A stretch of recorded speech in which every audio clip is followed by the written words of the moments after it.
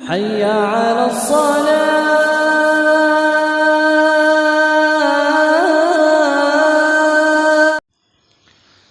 பிஸ்மில்லாஹிர் ரஹ்மானிர் ரஹீம். அபூ ஹுரைரா ரலியல்லாஹு அன்ஹு அவர்கள் அறிவிக்கக்கூடிய செய்தி அபூதாவூத் என்ற நூலிலே பதிவு செய்யப்பட்டிருக்கிறது.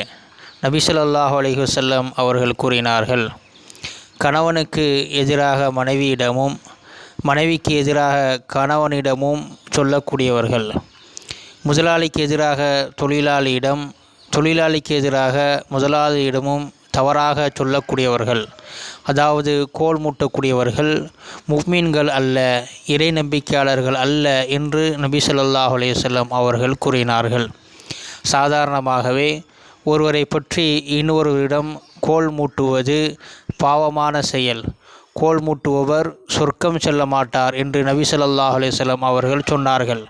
அப்படி இருக்கிற பொழுது கோல் மூட்டுதலிலே மிக பெரியது கணவன் மனைவிக்கு மத்தியிலேயும் முதலாளி தொழிலாளிக்கு மத்தியிலேயும் கோல் மூட்டுவது தவறாக எடுத்து சொல்வது என்று நபி அவர்கள் கூறினார்கள். இப்படிப்பட்ட பெரும்பாவங்களை விட்டும் இறை நம்பிக்கையை அளிக்கக்கூடிய பாவங்களை விட்டும் அல்லாஹ் நம்மை தவிர்ந்திருக்க தௌஃபீக் செய்வானாக.